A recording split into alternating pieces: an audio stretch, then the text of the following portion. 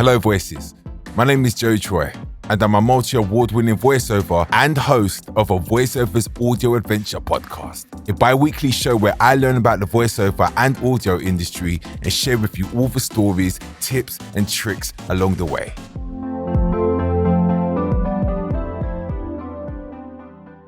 When people get into voice acting, most of us are unaware of the many different genres that exist within this industry. Speaking from my experience, I was more than happy and content with just voicing commercials for awesome brands and earning a living. Well, until you get that email drop into your inbox with the opportunity to voice act in a video game. Just when you thought your job couldn't get any cooler, it indeed has. Today's adventure is about voice acting for video games. Voice acting in gaming offers the individual to act and bring a character to life. That's not to say we don't act in commercial or corporate jobs, but in my experience, there is a clear distinction between the two, and the attention to details and time taken to record are night and day. The sessions are completely different. For a start, they can last anything from 4 to 6 hours, and the attention to detail is so much more intense. You have to become someone else. It's not about just the vocal performance, it's about the performance full stop. As always, I like to get more than just my thoughts and feelings about topics, so let's talk to some friends of mine to get theirs.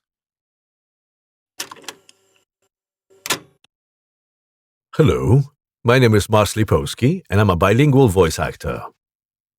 Games I've been in, I should mention one of the very first ones. Thief's Shelter by Geo Games. Some tiny projects on the way, but the most important ones yet would be Call of Duty Modern Warfare 2 and Modern Warfare 3 that just came out, where I play the Polish Special Forces operator Gromsko. Yes! One of the first voice acting jobs, if it comes to video games, would be Thief's Shelter I just mentioned.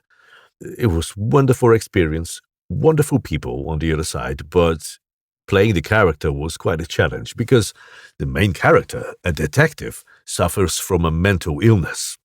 So during the game, he was going to, different stages of his mental state. So it was challenging to sustain the energy during those changes. Yeah, but overall experience was great. There is a couple of misconceptions of voice acting for video games. And one of those that is most common one when people ask me about voice acting for video games is the fact that you have to put on certain voice every time. No, this is not true. In many cases, you play with your own natural voice, and this is the best thing ever. What to expect in the session? You should expect a great guidance by a voice director / gaming director. Some voice actors going to a studio for the first time to record for a video game think that it's going to be a very difficult thing to do, recording in a studio, because there's going to be people online in the studio also. But this is not true. Actually, recording in the studio for a video game is one of the most pleasant, from my own experience, pleasant and wonderful things ever. Because there is, like I said before, guidance from a voice director, especially if it's a good voice director, the session goes smooth. And sure, you be obviously prepared for it. So my experiences in the studio, recording for video games, are the best ever. There is a lot of differences between voice acting for video games and other voiceover work, but the biggest difference is the energy. I always say that the energy is completely different. And not only because you play a character, but how you play it, the emotional states, what you're going through is so much different than, recording when you record a commercial, for example. Yes, so I always say the energy is the biggest difference between acting for video games and other voiceover work. If I was to give a tip on how to get into voice acting for video games, I should say this: take care of your past. What I want to say here is, if you went through certain difficulties in your childhood or teenage years, like traumas and other stuff, take care of it first. Because those bad experiences, in many cases, they hold us back. They keep us tight and don't allow us to free ourselves in front of the microphones. Actually, I heard a similar thing from wonderful acting coach, Mr. Everett Oliver. He said, get out of your own head. So that's the most important tip I would give to people who would like to be in voice acting for video games. Yeah. Thank you. Hello, my name is Leonie. I'm a multilingual voice actor and singer. I speak fluent English, German, and French. I've been a voice actor for about 8 years, and I mainly work across gaming, corporate, and commercial genres. A few games I've been in, the most recent release would be the Phantom Liberty expansion of Cyberpunk 2077, where I voiced Aurore Cassel. I also voiced Toka Sinriksdottir in the DLC The Siege of Paris of Assassin's Creed Valhalla. And apart from that, I voiced characters in a few indie games such as King's Bounty 2, Life After, Glam Pursuit, and many more. My very first gaming job, I think, was King's Bounty 2. And what surprised me at the time was, firstly, that the script came in an Excel sheet. Coming from a screen and stage acting background, I wasn't used to receiving a script in that sort of format. And then in the actual session, I actually got to work with the marvelous Kirsty Gilmore. How lucky am I on my very first gaming job to work with Kirsty?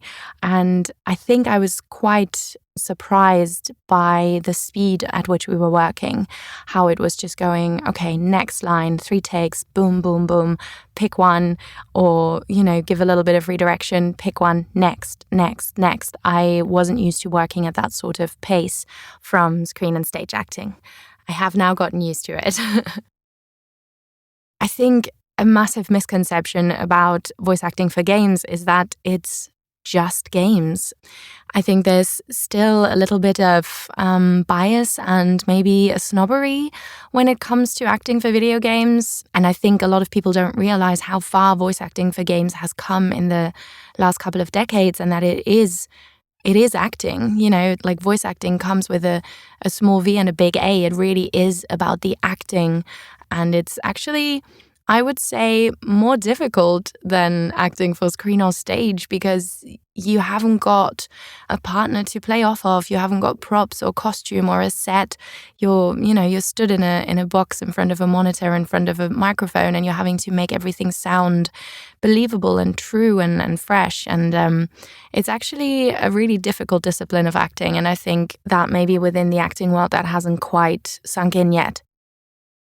Now, what to expect in a session, I guess it depends on the director that you're working with, but mostly you will sort of start by having a chat about the character, depending on how much time there is. You can go deeper or not so deep, and then you'll be given the script, the lines, as I said previously, in an Excel sheet, and you'll go line by line, depending on how the director likes to work. Sometimes you might read through a whole scene. Sometimes you'll just go line by line, and usually you'll be giving 2 or 3 takes per line, and then either the director will pick their favorite, or you might be given some redirection, and then you'll do it again until the director is happy with what you're doing. And that way you just make your way through the script until either time's up or or you've made it through the entirety of the script. So for anyone interested in getting into voice acting for video games, I'd always say that the first and most important thing is to learn how to act. So I would always say try and find some acting classes. It doesn't have to be specific voice acting classes, but just some acting classes local to where you are, online. join an improv troupe, join an Amdram theatre group.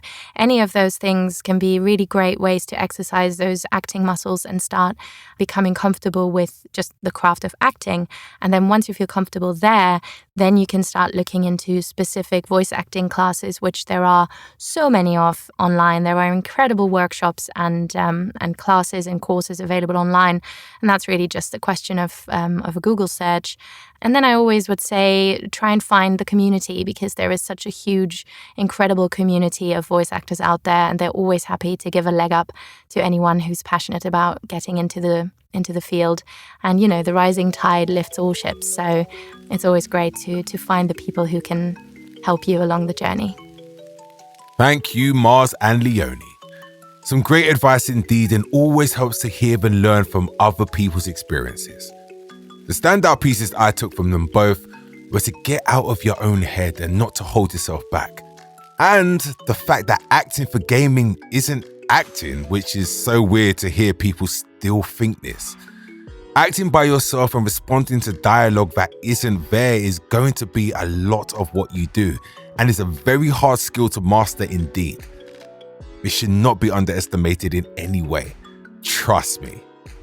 Okay. So, we have some insights. Let's go on to our main guest this week. I got the chance to speak with Ryan Lawton, someone who I've been following for a while now. I have followed his work over the years, and he definitely knows what he is doing. I got to ask him his route into the industry, some of the struggles he faces, tips on how to get more work, and more.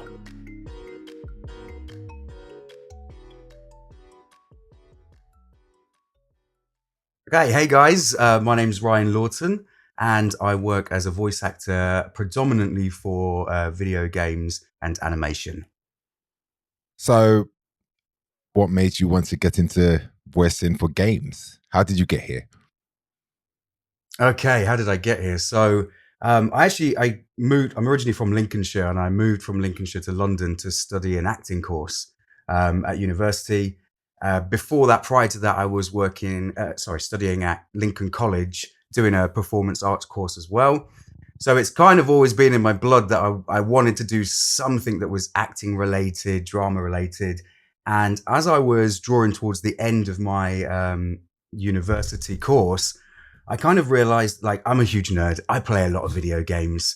I watch a lot of cartoons. And I was like, hang on, that is a job as well. Somebody does that. So why not me? From there, I sort of started exploring what it was to be a voice actor and what it involves. And from there, just cracked on and ran at the goal of being a voice actor for video games from that point of graduating. You studied, but did you study specifically for voice acting in games, or was it just acting in general? Yes, so not at all. It was acting in general. There wasn't actually anything on my course, even slightly to do with voice acting for video games, commercials, or anything. So I remember we had a module right at the end of my university degree where the lecturer kind of said, let's talk, what would you like to go into? What's a sort of avenue of acting that you'd be interested in? Yeah. And I said to her, well, voice acting for video games. And she was like, oh, great, that's so interesting. And then I think it kind of dawned on her that they don't do anything related to that in the university module. So there was a lot of character building and improv and really valuable skills that you can utilize in voice acting for video games. But specifically voice acting, there wasn't anything on the course related to that. So it's kind of something I chased after myself rather than was prompted by the university. So did you go directly into gaming, or did you dabble around in other aspects in voiceover? So I kind of had my heart set on doing voices for video games, and quickly came to realize that to be a voice actor professionally, you need to be able to spread yourself a little bit over more than just one sector of the industry, at least to begin with anyway. So I was auditioning for pretty much anything I could get my hands on that was voice acting related. I didn't have a studio when I first graduated, and my university were nice enough to let me use their studio that they had, which they predominantly use for music students rather than acting students. Okay. But they let me use that. So I auditioned for audio dramas. I auditioned for cartoons, video games, anything that I could kind of sink my teeth into. And my first job was actually not a video game. It was an audio drama, X-Men, the audio drama, which for me as a huge nerd was like, whoa, blew my mind that I managed to land a role as a Nightcrawler in this X-Men audio drama. That's cool. Which I'd still, yeah. So it was a favorite character of mine as well. And I'm still recording it to this day. And that was about 8 years ago. So I still do that same character with Skyther podcast. If you're a big nerd as well, please check them out because you will love it. There's so much content on there. X-Men, Avengers, that kind of thing.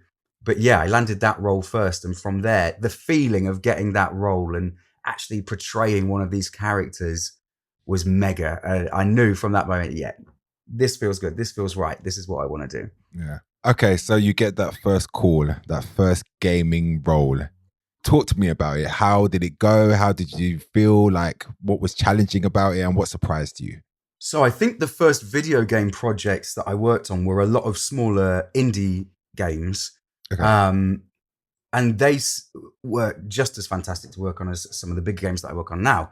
And I remember landing the roles and you go in the studio, and obviously it was the first experience of having a director in my headphones while I was recording something.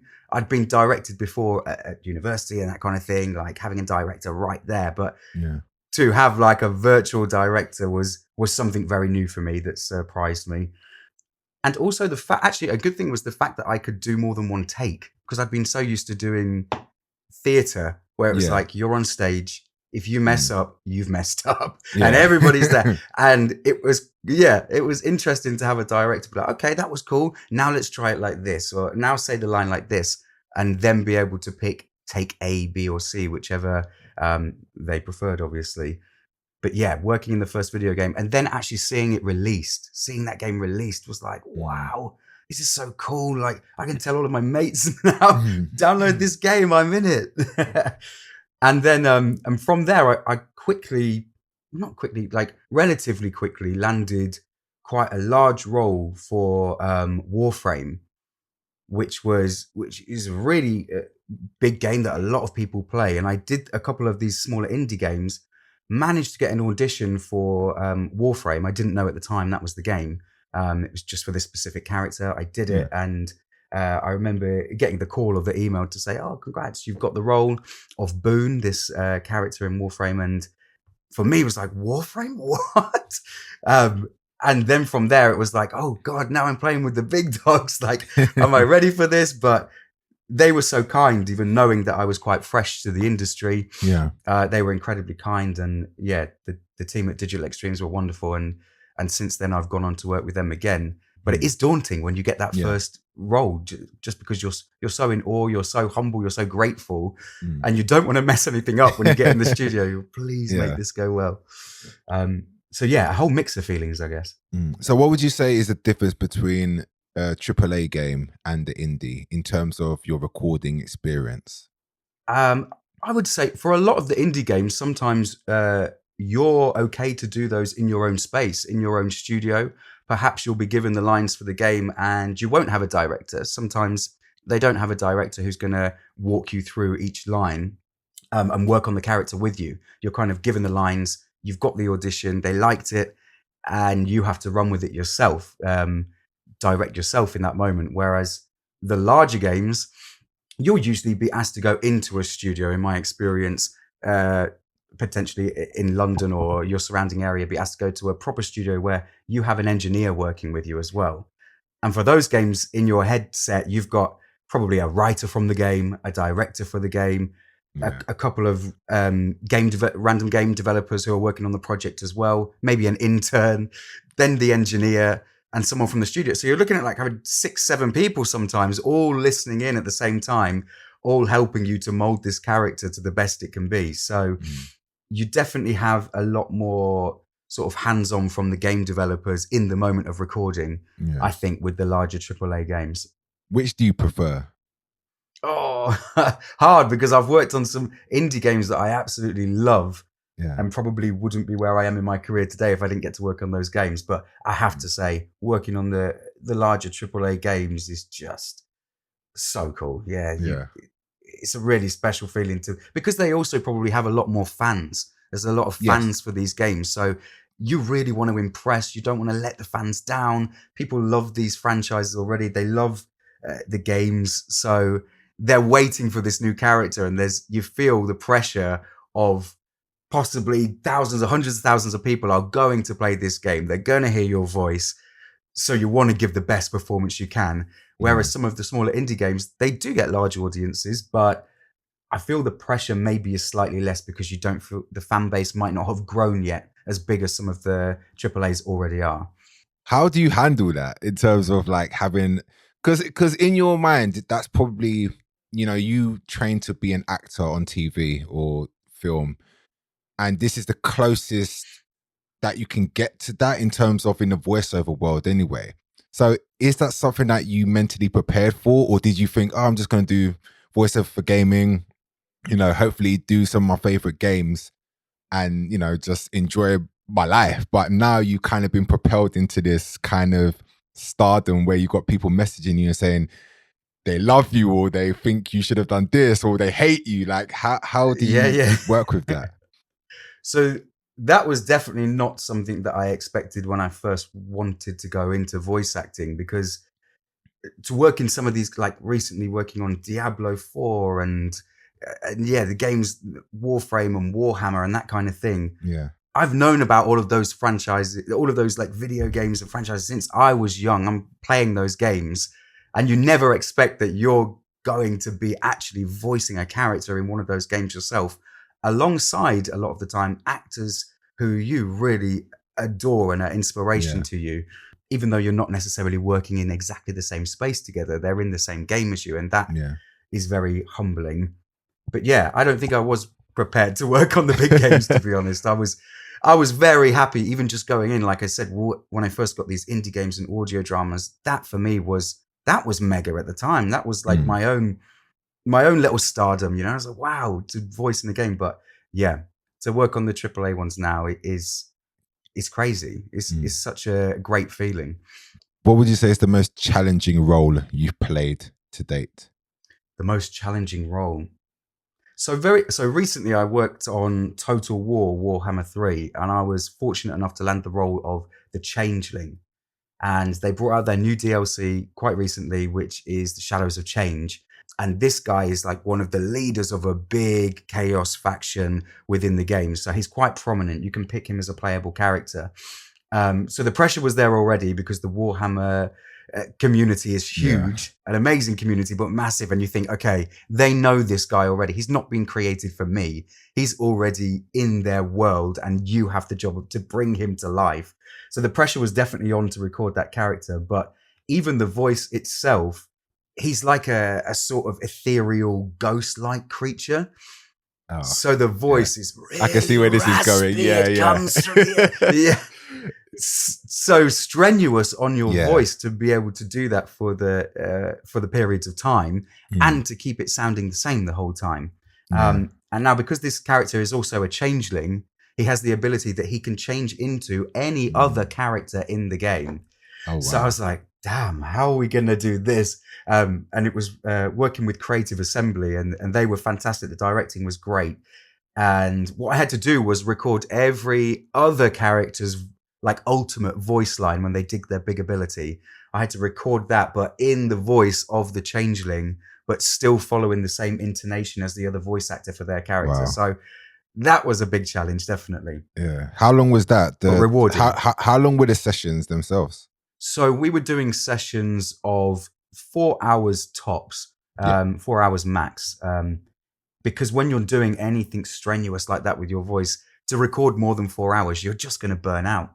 You can hear it in your voice. You can damage your own voice.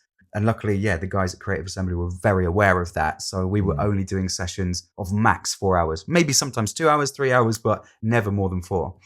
Do you do anything to help with your vocal stamina or anything like that? I do. Yeah. I make sure that I warm up each time before I even go in to do an audition. I did learn this the hard way at the beginning of my voice acting career, because I was just hammering out the auditions. Yeah, this one. I wasn't warming up. I wasn't hydrating myself enough. I was just loving the moment. And I really damaged my throat, actually. And it took a while for me to recover my voice properly.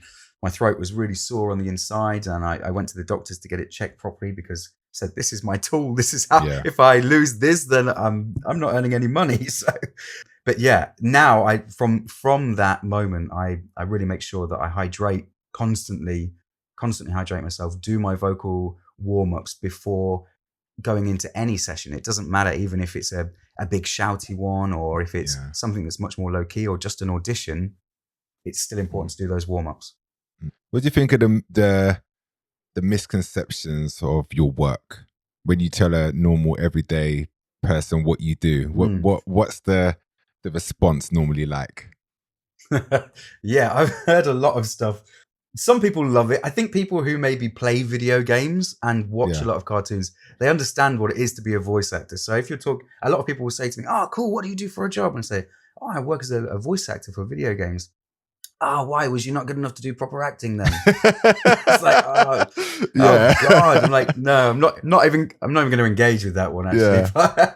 That's a response that some people say, or some people go, "Oh, I might try that out, you know?" Yeah. I'm like, just on your weekend, it took 8. Like, it's a long process. Like, voice actors work very hard to get where they are. By all means, try it out, but you need to be aware of what it involves. It's not just, I'll just record some stuff one day and maybe I'll be in the game. Like, you have to go through the whole process of practice kind of thing. And what other responses do you get when a lot of people say, "Oh, cool, tell me a video game tell me something you've done." Yeah. And I say to them, do you play video games? No. So and I go, okay, it's not going to matter what I say to you there. They say, yeah, tell me a game, tell me a project you've worked on. I say, okay, I don't know.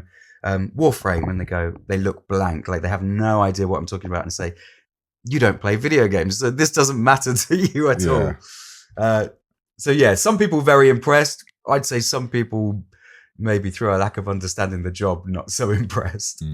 In terms of getting jobs themselves, obviously I know you're with agencies as well, but do you get the majority of your work through an agent, or is there, another way that you get your jobs? Like how does it work for you? So now, in my current position, I get most of my jobs, I'd say a lot of my jobs, from my agents.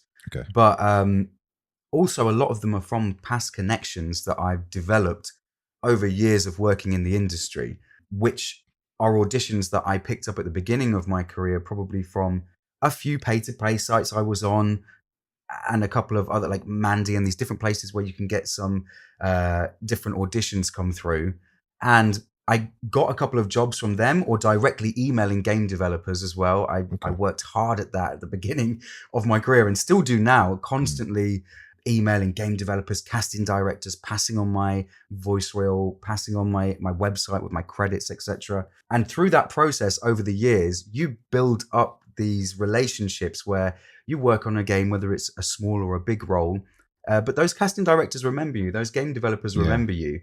And it might take 2 years before they make another project, or they work on their next game where they start to need voice acting again. But you can bet if you worked well together, they'll definitely come back to you, because it's good, rather than them having to look for new voice actors, which I'm sure they always are doing. It's nice to be able to have a little talent book of people you've already worked with, to be able to go back to them and say, "Hey, Ryan, remember we worked together 3 years ago?" And you say, "Oh yeah, you did this character. We think you'd be great for this character now." So it's a big combination of having an agent now is fantastic, because you get auditions via your agent that you don't have to necessarily put the legwork in for. But then at the same time, I would never just rely on that. I'm always emailing myself, contacting game developers myself, and keeping those relationships alive, even with people that you've worked with before, so they don't forget you. Like, "Hey, I'm still here. Here's my updated voice reel. Like, have a listen to this, see what you think." So kind of a mix. Why do you think you've been successful in this field? What do you pride yourself upon? Like, is it a certain accent, a certain tone in your voice? Like, why do you think you've been successful in this specific genre? That's a hard one.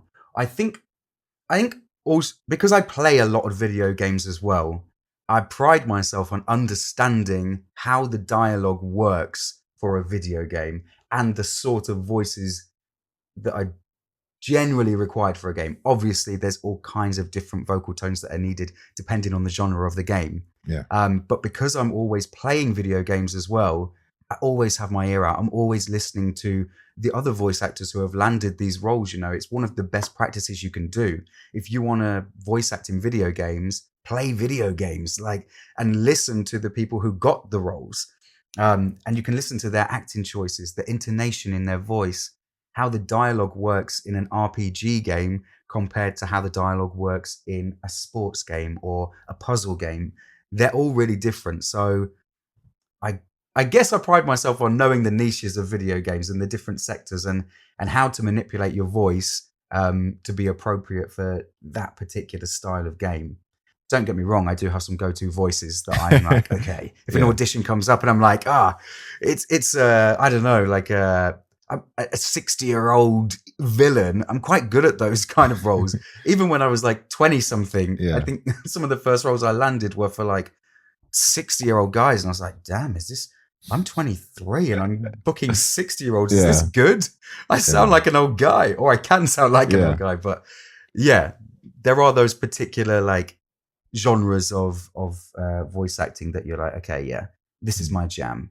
Medieval RPG games, you're like, I might have this one. So actually, that's a good segue into my next question. What are your favorite types of games to play?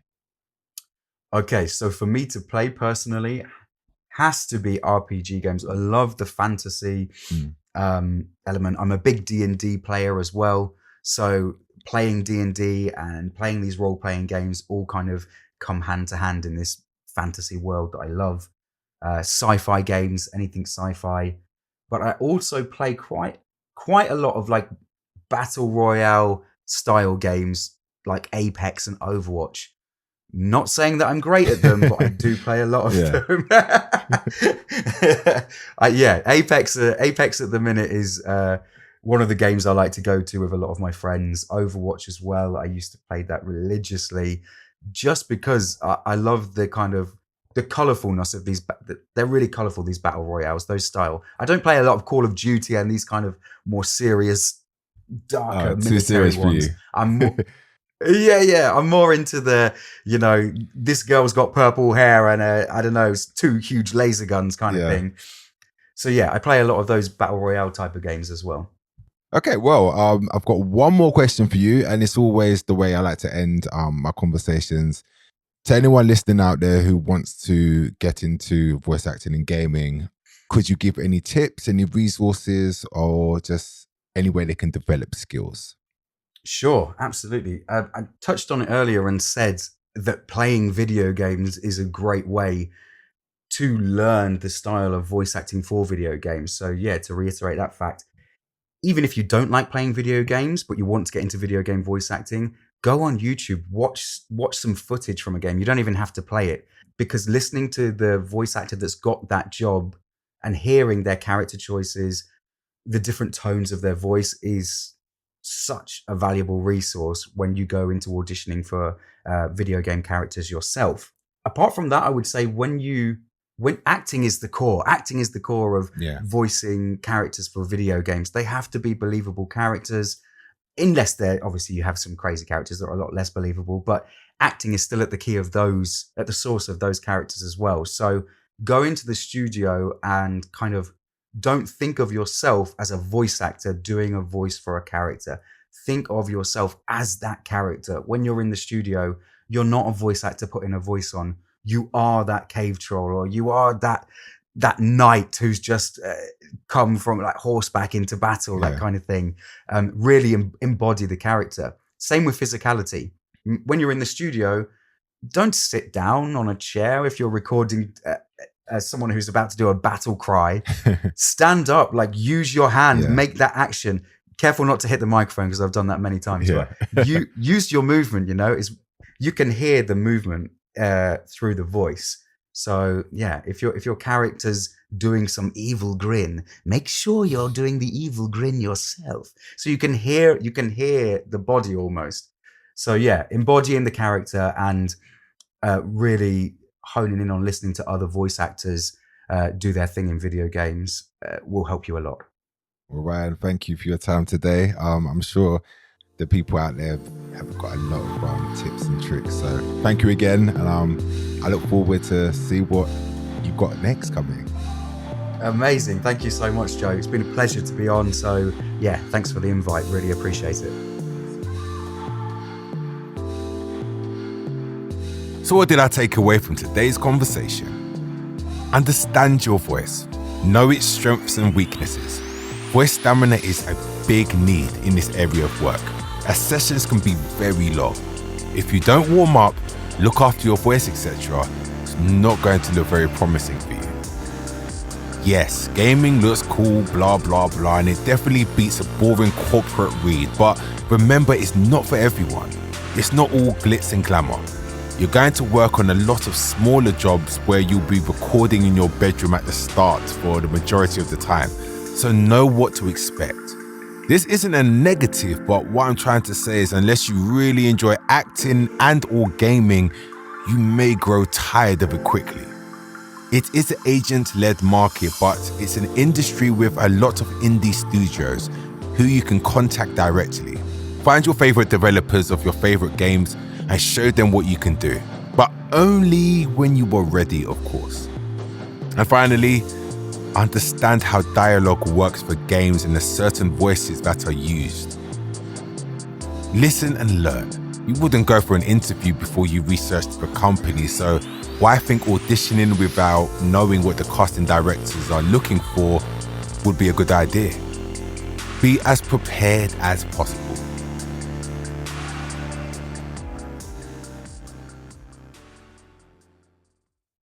Thank you, Mars, Leonie, and of course Ryan for being a part of this episode.